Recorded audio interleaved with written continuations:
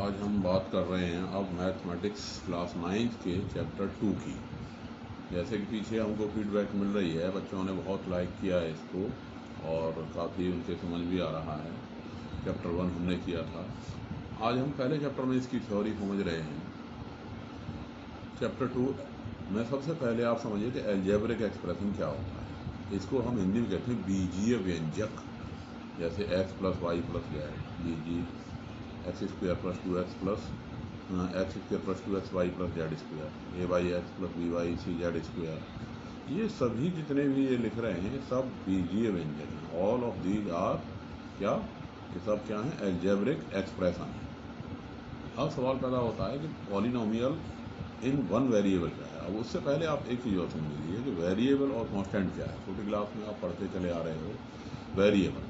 अब आप वेरिएबल का मतलब होता है जिसकी वैल्यू बदलती हो। जैसे अब इसमें एक्स वाई जेड 3 वेरिएबल है, इसमें एक्स वाई और जेड 3 वेरिएबल है, इसमें भी 3 वेरिएबल है और इसमें 2 वेरिएबल है, एक्स 1 वेरिएबल है और ये 5 root x plus 3 y 2 variable है। यहाँ केवल 1 वेरिएबल है एक्स, यहाँ भी केवल 1 वेरिएबल है। तो यानी जो एक्स वाई या जेड जिसे हम कहते हैं उसको कहते हैं वेरिएबल। और कांस्टेंट क्या होता है, जैसे अब यहाँ पर कांस्टेंट क्या है हमारा, 5 है, 3 है, 2 है, ये 3 है, ये ए है, ये बी है, ये सी है, इन सबको हम कहते हैं कांस्टेंट। तो सबसे पहले कांस्टेंट और वेरिएबल की बात को आप समझ लीजिए कि कांस्टेंट क्या होता है और वेरिएबल क्या होता है। यानी कांस्टेंट और वेरिएबल दोनों को मिला करके अगर हम कोई टर्म लिख दें तो वो कहलाता है अलजेब्रिक एक्सप्रेशन। अब इसमें आता है पॉलिनोमियल इन वन वेरिएबल। तो एक बात तो क्लियर हो गई, वन वेरिएबल होना चाहिए भाई, एक ही वेरिएबल होना चाहिए, या तो एक्स में हो या वाई में हो, इन्हीं में होना चाहिए, जेड में हो या टी में हो। वेरिएबल केवल कितना होना चाहिए, 1। लेकिन पॉलिनोमियल क्या है, जैसे ये ए एन एक्स की n, a n minus 1 x की n minus 1, a n minus 2 x की एन माइनस 2, तो 1 up to a 2 x square, a 1 x and a 0। इस फॉर्म में लिखी गई हम किसी भी लिखे हुए अलजेब्रिक एक्सप्रेशन को हम क्या कह देते हैं, पॉलिनोमियल इन वन वेरिएबल कह देते हैं। अब इसमें क्या है, ये a0 a1 a2 ये सब क्या हैं, कांस्टेंट्स कहलाएंगे। ये सब क्या हैं, कांस्टेंट्स हैं और इनको हम कहेंगे कोफिशिएंट्स। कोफिशिएंट यानी जो इसके मल्टीपल हैं। N is called the degree of the polynomial. और जो बड़ी पावर है, सबसे बड़ी पावर है, वो क्या कहलाती है, उसकी डिग्री कहलाती है, डिग्री ऑफ द पॉलिनोमियल। अब यहाँ पे लिखा हुआ है कि here n should be a non negative integer, कि जो एन है वो नॉन नेगेटिव इंटीगर होना चाहिए, या हम क्या कहें कि ये एक होल नंबर होना चाहिए, और वी कैन से, या हम कह सकते हैं कि यह एक होल नंबर होना चाहिए। अब यहीं से बात आ जाती है सारी कि पॉलिनोमियल में क्या है कि जो एन है, पावर है उसकी, वो क्या होना चाहिए, नॉन नेगेटिव इंटीगर होना चाहिए, या फिर हम उसे कह सकते हैं कि ये होल नंबर होना चाहिए। इस व्याप पे अब इनमें हम चेक करें कि कौन कौन जो है पॉलिनोमियल और वन वेरिएबल है। इसमें तो भाई वेरिएबल ही 3 है, तो ये नहीं है। दूसरे में इसमें वेरिएबल 3 है, नहीं है। अब यहाँ पे वेरिएबल क्या है, 3 है, और तो ये भी नहीं है वन वेरिएबल। इसमें वेरिएबल तो 1 है, वेरिएबल 1 है, लेकिन x square plus 1 y x square, x तो 1/x² को क्या लिखोगे आप, एक्स की पावर -2। अब एक्स की पावर -2 लिखा, -2 तो जो है जो है नेगेटिव है, तो इसलिए ये भी जो है क्या नहीं है, पॉलिनोमियल नहीं है। ठीक है। अब ये 5 रूट एक्स प्लस 3 वाई। अब यहाँ पे जो रूट एक्स है, रूट एक्स में क्या हो गया ये, एक तो वेरिएबल 2 है, दूसरे एक्स की पावर 1/2, तो ये भी नहीं है। X square plus 2x plus 3 ये पॉलिनोमियल इन वन वेरिएबल है। क्यों है, क्योंकि यहाँ पे देख रहे हो आप कि हमारे वेरिएबल की पावर 2 है, 1 है, और यहाँ पे क्या है, 0 है। यहाँ पे ये x square 1/√x, root x यानी एक्स की पावर -1/2, और ये एक्स की पावर -1/3, ये भी वन जो है पॉलिनोमियल इन वन वेरिएबल नहीं है। क्यों नहीं है, क्योंकि यहाँ पे इसमें और इसमें दोनों में जो एक्स की पावर है वो जो है होल नंबर नहीं है। तो ये बात क्लियर हो गई होगी। इसी तरह से आप देख रहे हो यहाँ पे कि √5 x square plus 3√2x plus 7, तो कई बार बच्चों के दिमाग में आ जाता है कि रूट में आ रहा हो, रूट आ रहा हो तो पॉलिनोमियल वन वेरिएबल का नहीं, ये बात नहीं है। ये आप देख रहे हो root 5x square 3√2x plus 7, यहाँ पे कोफिशिएंट हमारा रूट 5 3√2 और 7 है, लेकिन x की पावर तो 2 है, ये 1 है और यहाँ पे 0 है। तो ये क्या है, पॉलिनोमियल इन वन वेरिएबल है, बिल्कुल है। ये नहीं है, क्यों नहीं है भाई, क्योंकि यहाँ पे x की पावर 2 है और ये x की पावर 1/2 है, जो कि होल नंबर नहीं है, इसलिए ये पॉलिनोमियल इन वन वेरिएबल नहीं है, जबकि ये पॉलिनोमियल इन वन वेरिएबल है। अब आता है डिग्री ऑफ द पॉलिनोमियल। क्या होती है डिग्री ऑफ द पॉलिनोमियल, क्या होती है भाई, डिग्री ऑफ द पॉलिनोमियल में जो सबसे बड़ी पावर, जैसे कि अभी उन्होंने ऊपर बताया कि जो सबसे बड़ी पावर है उसको हम क्या कहते हैं, डिग्री। क्या लिखा है देखो डेफिनेशन में, वी कैन से एन, जो एन है वो डिग्री ऑफ द पॉलिनोमियल कराती है। अब डिग्री जो है सबसे बड़ी जो पावर है वेरिएबल में, जो पॉलिनोमियल में मौजूद है, उसको हम कहते हैं डिग्री। अब जैसे 2x प्लस 5 में x की पावर क्या है, 1 है, तो इसकी डिग्री हो गई 1। अब जिसमें डिग्री 1 हो उसको हम कहते हैं लीनियर, जिसमें डिग्री 1 हो उसको क्या कहते हैं, लीनियर। और जिसमें डिग्री 2 हो उसको कहते हैं हम क्वाड्रेटिक, और जिसमें डिग्री 3 हो जाए वो कहलाता है क्यूबिक, और जिसमें डिग्री 4 हो जाए उसको हम कहते हैं बाई क्वाड्रेटिक। अब आप कहोगे डिग्री 5 हो तो क्या कहेंगे भाई, फिर हम नाम नहीं देते उनको, ऐसे ही कह देते हैं, तो उसे कहते हैं ए पॉलिनोमियल ऑफ डिग्री 5 और मोर देन 5, यानी 5 या 5 से ज़्यादा हो तो उसको does not have any particular name, तो उसका कोई पर्टिकुलर नाम नहीं दिया जाता, it is named as per its degree, तो उसको उसकी डिग्री के अकॉर्डिंग ही हम उसको बोल देते हैं। जैसे कि x की 6 + 4x स्क्वायर प्लस 3 है, ये is called a polynomial of degree 6, इसको हम क्या कहेंगे, पॉलिनोमियल ऑफ डिग्री 6 कह देंगे, अलग से कोई नाम ऐसा लीनियर क्वाड्रेटिक या क्यूबिक या बाई क्वाड्रेटिक नहीं होगा। इसी तरह से we can also name polynomials as per number of term, हम इनको नंबर ऑफ टर्म के आधार पर भी इनको हम नाम दे सकते हैं। जैसे कि जिसमें एक टर्म हो सिर्फ उसको हम क्या कहते हैं, मोनोमियल, जिसमें 2 टर्म हो उसे हम क्या कहते हैं, बाइनोमियल, और जिसमें 3 टर्म हो उसको हम क्या कहते हैं, ट्राइनोमियल, यानी एक टर्म वाले को मोनोमियल। जैसे हमारे पास ax लिख रहा है, ax में क्या हो गया, एक टर्म को, तो ये क्या हो गया, मोनोमियल। ax प्लस b लिख रहा है तो ये 2 टर्म हो गए, क्योंकि ax एक टर्म हो गया और b दूसरा टर्म हो गया, ये कहलाएगा बाइनोमियल। और अगर ax square plus bx plus c लिख रहा है तो ये हो गया ट्राइनोमियल, ट्राइनोमियल क्योंकि इसमें 3 टर्म है।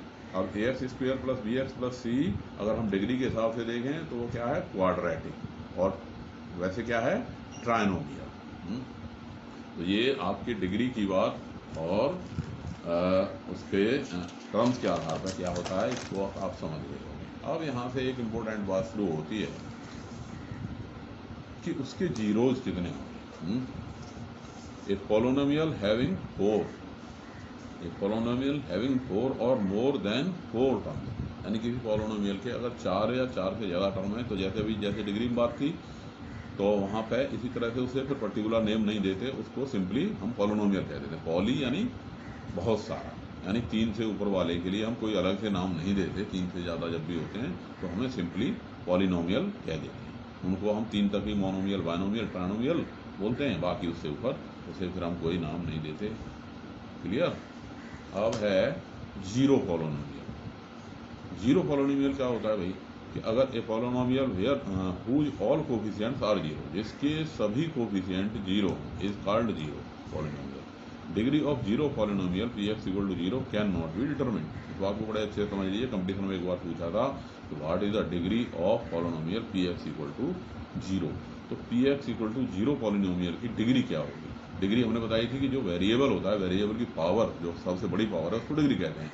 अब जीरो कोई पावर नहीं है यहाँ पर, तो यानी इसकी कैन नॉट डिटरमिन की श्रेणी में आएगी। अगर ये हमारे पास 3 होता, px = 3 होता, तो उसकी डिग्री 0 हो जाती, क्योंकि उसमें ऑप्शन 4 दे रखे थे। अभी पीछे एक कंपटीशन में क्वेश्चन था कि px = 0, what is the degree of the polynomial, और ऑप्शन दे रखे थे 0, 1, 2, 3, 4। ज़्यादातर बच्चों 0, 1, 2 और कैन नॉट बी डिटरमिन, तो ज़्यादातर बच्चों ने 0 लगाया। क्यों लगाया, उन्होंने सोचा कि भाई ये पावर जो है, अगर px = 3 होता या a होता, वहाँ x की पावर 0 होने के कारण वो वैल्यू, उसकी जो डिग्री है वो क्या होती, 0 होती। लेकिन इफ एक्स इक्वल टू 0 है तो इसका आंसर होगा, इसकी डिग्री क्या है, इसकी degree can not be determinant की श्रेणी में आएगी। अब समझ लीजिए zero of a polynomial. Zero of a polynomial क्या होता है? तो for a polynomial p x if p a equal to 0, यानी पी एक्स में अगर हम एक्स की जगह पर ए रखें और वो 0 हो जाए तो वो कहलाएगा where a is a real number. A is called zero of the polynomial. Number of zeros depends on the degree of the polynomial. ठीक है, तो for a polynomial p x, यानी अगर पी ए जो है, यानी पी में x की जगह पे ए रखने पे उसकी वैल्यू 0 हो जाए तो हम ए को क्या कहते हैं, जहाँ पे ए क्या है हमारा रियल नंबर है, ए को हम कहेंगे क्या, तो ए को कहेंगे जीरो ऑफ द पॉलिनोमियल, बशर्ते कि वो उसको 0 बना दे। अब किसके नंबर कितने होंगे, तो 0 के जो मतलब जितनी डिग्री हो मैक्सिमम उतने जीरोज उसके पॉसिबल हैं। ठीक है, ऑफ 1 डिग्री, हाँ, depends on the degree of the polynomial. इसमें हमने लिखा कि भाई उसकी जो जीरोज हैं तो वो क्या किस पर डिपेंड करते हैं, उसकी डिग्री पे, यानी मैक्सिमम उसकी डिग्री के बराबर उसके जीरोज हो सकते हैं। A polynomial can have, a polynomial can have number of zeros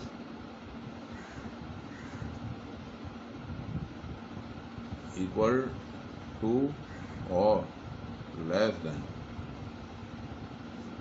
degree of polynomial, यानी जितनी उसकी डिग्री है उससे कम होंगे या उसके बराबर, यानी मैक्सिमम डिग्री के बराबर हो सकते हैं।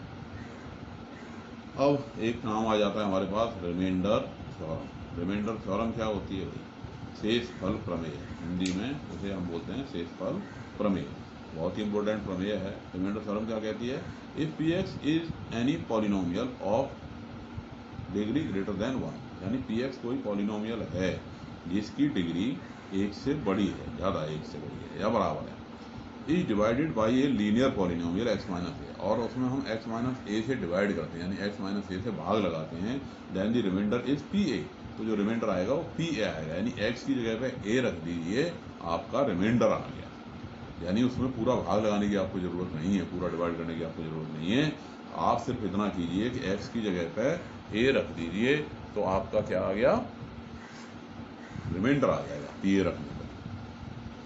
ऐसे ही नेक्स्ट है अभी फैक्टर थ्योरम। क्या है, factor theorem. Remainder theorem clear हो गई सबको, फैक्टर थ्योरम। फैक्टर थ्योरम ये भी बहुत ही इंपॉर्टेंट है। क्या कहती है factor theorem, if P x is a polynomial of degree greater than और इक्वल टू 1, यानी पी एक्स पॉलिनोमियल है, वही ऊपर वाली बात, उसकी डिग्री उस एक से बड़ी है या एक के बराबर है, and a is any real number, और ए एक ऐसी रियल नंबर है,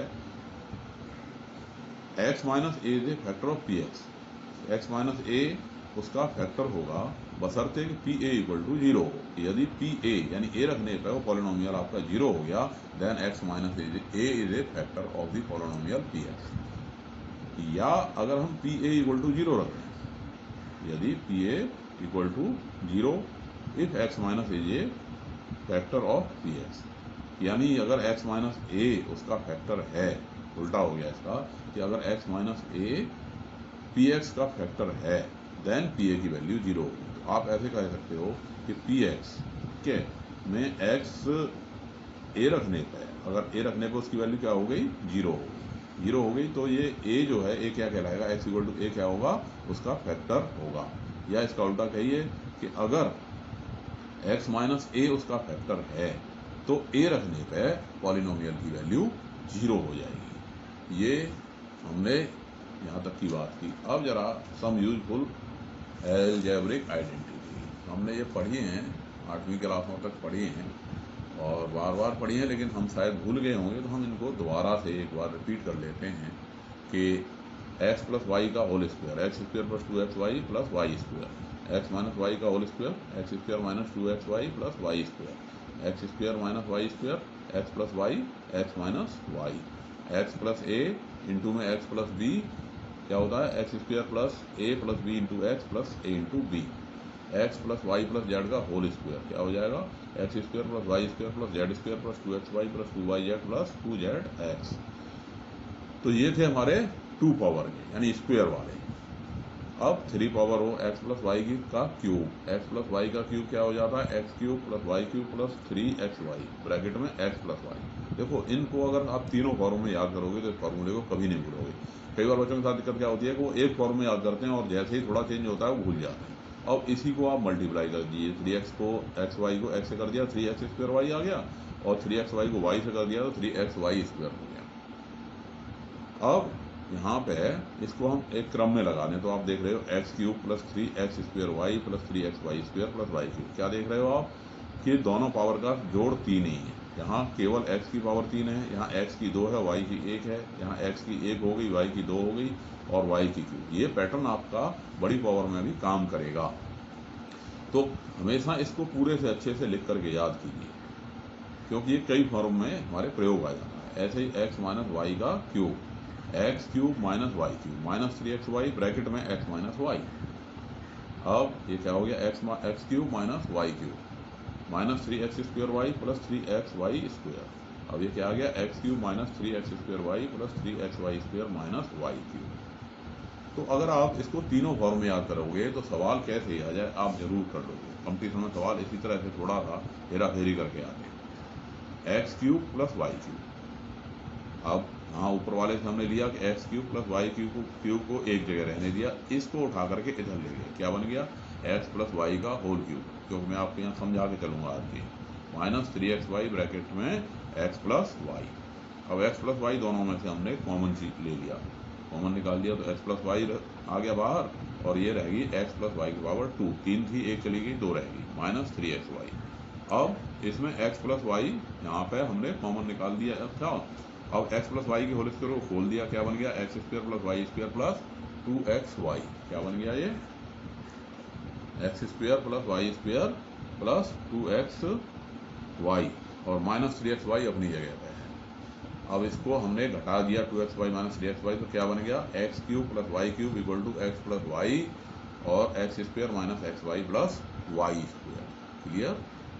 ऐसे ही x cube minus y cube वहीं ऊपर से हमने उठाया जो फार्मूला था हमारे पास x cube minus y cube का, कौन से पॉइंट पे है, पॉइंट नंबर 7 पे ये देख रहे हो, एक्स माइनस वाई का whole cube plus 3XY x minus y. उसी तरह से इसको x cube minus y cube को यहीं छोड़ दिया, इसको उठा के इधर ले गए तो माइनस का था प्लस हो गया।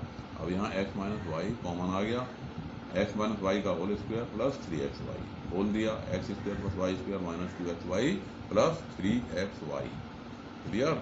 अब यहाँ पे ये जुड़ गया है इसमें, तो इस तरह से हमें एक और फार्मूला प्राप्त हो गया है, x cube plus y cube equal to x minus y x² plus XY plus y²। ये हमारा पास फार्मूला नंबर 9 हो गया। आज आपको 1 डॉजन यानी 12 फार्मूले में याद कराऊंगा। 12 फार्मूले अगर आपने याद कर लिए तो बिल्कुल इनको समझ के याद कर लिए तो गणित आपकी ये चैप्टर और आगे कंपटीशन सब आसान होगा। ये फार्मूला है हमारा फार्मूला नंबर 10, बहुत ही अच्छा फार्मूला है। कंपटीशन में इस पर आधारित बहुत सारे क्वेश्चन आपको मिलते रहते हैं। X cube plus y cube plus z cube minus 3XY equal to x plus y plus z in one bracket and in second bracket x² plus y² plus z² minus XY minus YZ minus ZX। ये हमारा main formula हो गया, master formula है। अब इस फार्मूले से हम एक फार्मूला और डेराइव कर लेते हैं कि अगर half x plus y plus z bracket में एक्स माइनस वाई का whole square y minus z का whole square plus z minus x का होल स्क्वायर हो, खोल दिया 1/2 x plus y plus z, इसको खोल दिया x² plus y² minus 2XY plus y² plus z² minus 2YZ plus z² plus x² minus 2ZX। तो ये हमारे पास आ गया half x plus y plus Z, x² and x² जोड़ दिया 2x² plus 2y² 2z² minus 2XY minus 2YZ minus 2ZX, और 2 को हमने कॉमन निकाल दिया और 2 कॉमन लेके इससे कट गया। अब कट गया तो ये हमारे पास क्या बन गया, x plus y plus z into में x² plus y² plus z² minus XY minus YZ minus ZX। क्या बन गया, ये वही फॉर्मूला नंबर 10 पे आ गए। तो यानी इसका मतलब हो गया बराबर वही x cube plus y cube plus z cube minus 3XYZ, यानी x cube plus y cube plus z cube minus 3XYZ equal to क्या बन गया, half XYZ। Half XYZ bracket में x minus y square y minus z square z minus x square. इस question, इस identity पे base, इसे identity भी कह सकते हैं हम, इस आइडेंटिटी पे बेस सीजीएल में हर साल कोई ना कोई क्वेश्चन जरूर आता है, इसलिए इसे ध्यान से समझें। अब क्वेश्चन, अब फॉर्मूला नंबर 10 कि यदि x plus y plus z equal to 0 हो जाए, वो 10 फार्मूला नंबर 10 से ही 12 निकला है। अगर x plus y plus z 0 हो गया तो x cube plus y cube plus z cube minus 3x y z equal to 0 हो गया। 0 क्यों हो गया? तो उसका फर्स्ट वैल्यू जब 0 हो गया उससे मल्टीप्लाई करोगे तो वो भी 0 हो गया। और जब 0 हो गया तो इसका मतलब x cube plus y cube plus z cube equal to 3x y z आ गया। इसको आप ऐसे कह सकते हो कि अगर 3 नंबर्स का sum x plus y plus z 0 है तो उनको उनके क्यूब्स का जो सम होगा वो उनके 3 multiply by x into y into z के बराबर होगा। तो ये थ्योरी हो गई इस चैप्टर 2 की। एनसीईआरटी का जो चैप्टर 2 है जिसका नाम है पॉलिनोमियल, उसकी पूरे की थ्योरी हो गई। अगर आपने ये थ्योरी ध्यान से समझ ली तो आपको इन एक्सरसाइज में कोई समस्या आने वाली नहीं है। बहुत जल्दी हम इन एक्सरसाइज को कर लेंगे। अब देखिए एक्सरसाइज 2.1 पे आ जाते हैं। एक्सरसाइज 2.1 का पहला क्वेश्चन हमें क्या बोल रहा है? एक्सरसाइज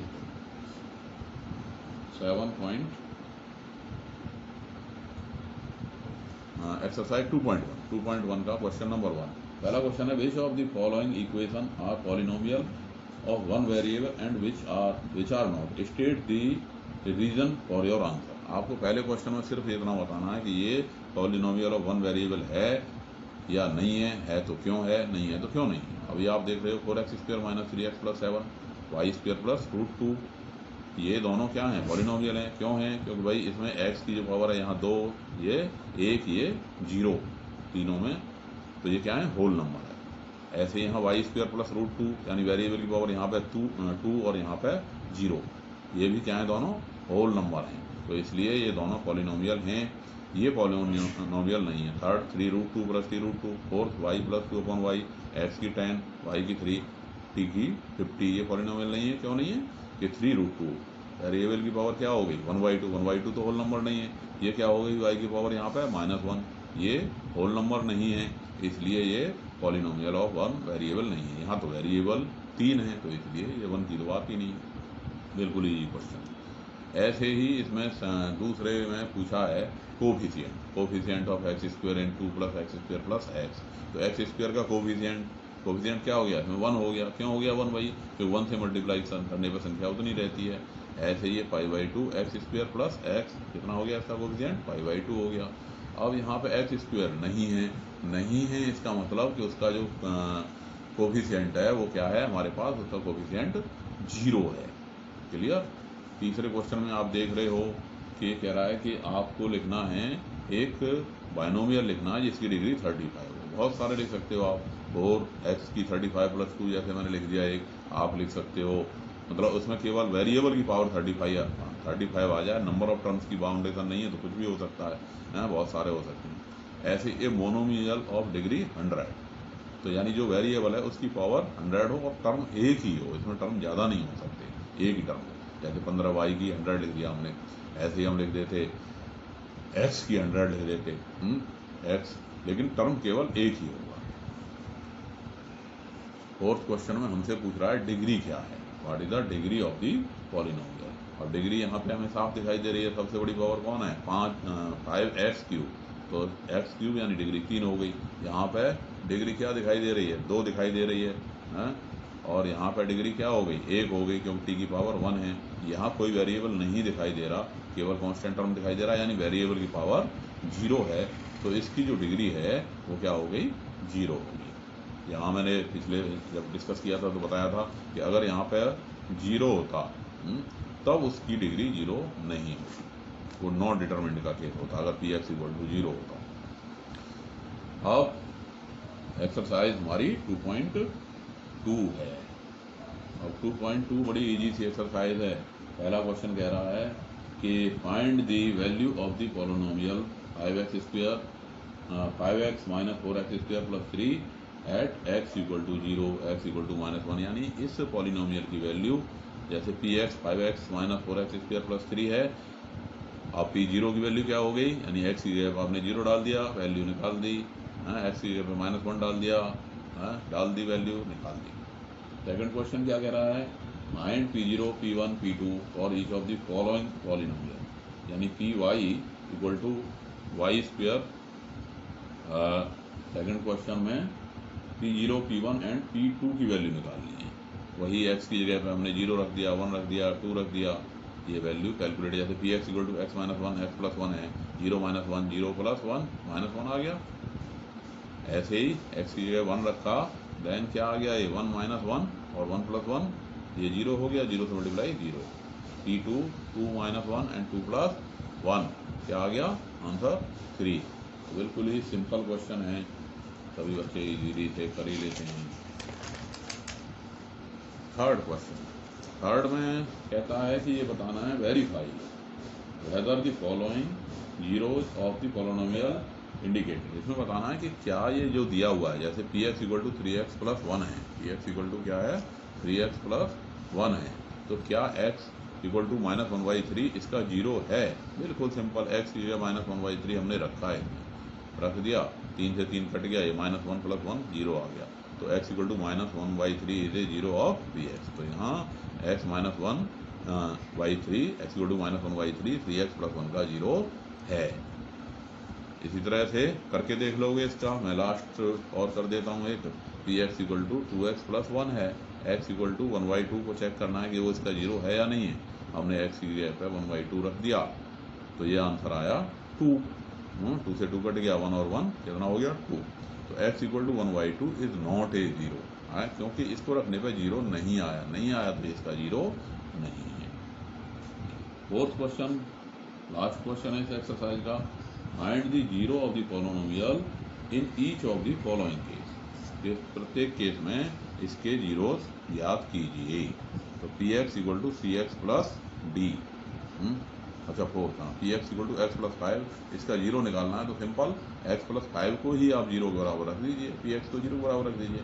x कितना आ गया -5, x -5 आ गया, तो -5 is the 0 of the Px।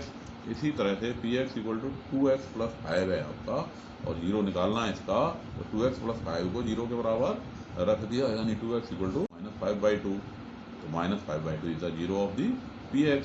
इसी प्रकार से Px equal to CX plus D है, तो CX plus D equal to 0, यानी x equal to -D/C, -D/C is the 0 of Px।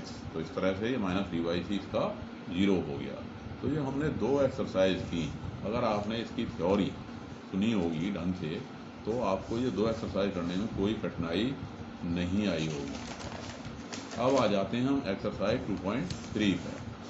2.3 क्या कहती है भाई, एक्सरसाइज 2.3 का पहला क्वेश्चन इजी है, बिल्कुल इजी है। क्या कह रहा है, find the remainder when x³ plus 3x² plus 3x plus 1 is divided by, कि अगर हम इसको x प्लस 1 से डिवाइड करें, अगर हम Px x³ plus 3x² plus 3x plus 1 को x प्लस 1 से डिवाइड करें, तो रिमाइंडर क्या आएगा। तो वही जो अभी हमने रिमाइंडर थ्योरम पढ़ी थी, हमने x प्लस 1 को 0 के बराबर रखा, यानी x इक्वल टू -1 आ गया, तो यानी रिमाइंडर आएगा हमारा p इक्वल टू -1। अब -1 का की वैल्यू उसमें डाल दी, p -1, तो x की जगह पे हमने -1 डाला, -1 का क्यूब 3 इंटू -1 का स्क्वायर 3 इंटू -1 प्लस 1, सॉल्व कर दिया, आंसर 0 आ गया, यानी रिमाइंडर 0 आएगा। इसी तरह से मैंने इसका एक थर्ड पार्ट ले लिया। थर्ड पार्ट कह रहा है कि इसका रिमाइंडर निकालिए, अगर आपने इसको डिवाइड किया किससे, x से, तो भाई x इक्वल टू 0 रख दिया, 0 रख दिया, तो ये 0 हो गया, ये भी 0 हो गया, ये भी 0 हो गया, 1, तो यानी यहाँ पर रिमाइंडर 1 आ गया। फिफ्थ पार्ट में 5 प्लस 2x इक्वल टू 0 कह रहा है, तो x की जगह पर हमने -5/2 रख दिया, तो 5 प्लस 2x को हम 0 रखेंगे, x क्या आ गया -5/2, यानी जो रिमाइंडर आ गया वो क्या आ गया, remainder when Px is divided by 5 plus 2x। तो रिमाइंडर हमारे पास आ गया कि p x की जगह पे क्या रख दिया, -5/2।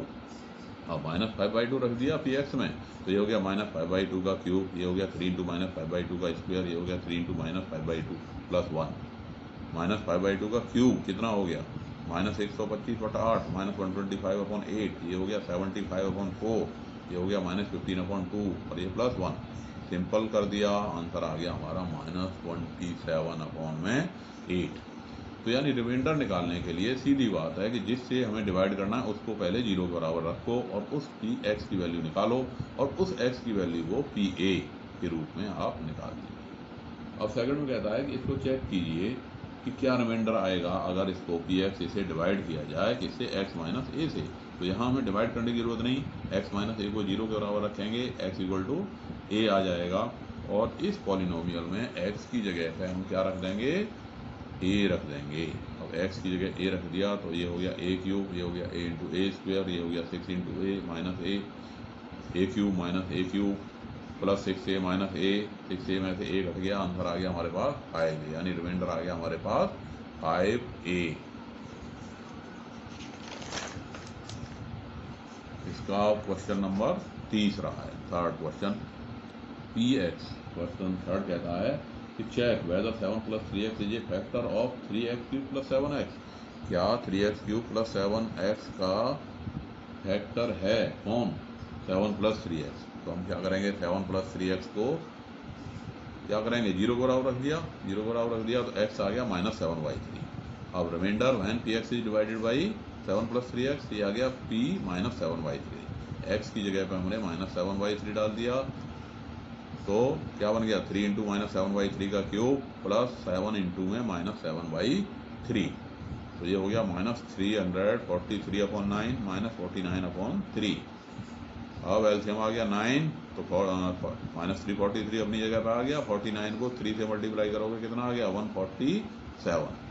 अब दोनों माइनस के हैं, क्या आ गया -490/9 है, तो इसलिए रिमाइंडर हमारा 0 नहीं आया। अगर रिमाइंडर 0 आ गया होता तो हम कहते हैं इसका फैक्टर है। अब रिमाइंडर 0 नहीं आया तो इसका फैक्टर नहीं है। As remainder is not 0 so 7 plus 3x is not a factor of 3x cube plus 7x। मुझे लगता है आपके लिए आज इतना ही काफ़ी है और ये 3 एक्सरसाइज आपके समझ में बहुत अच्छे से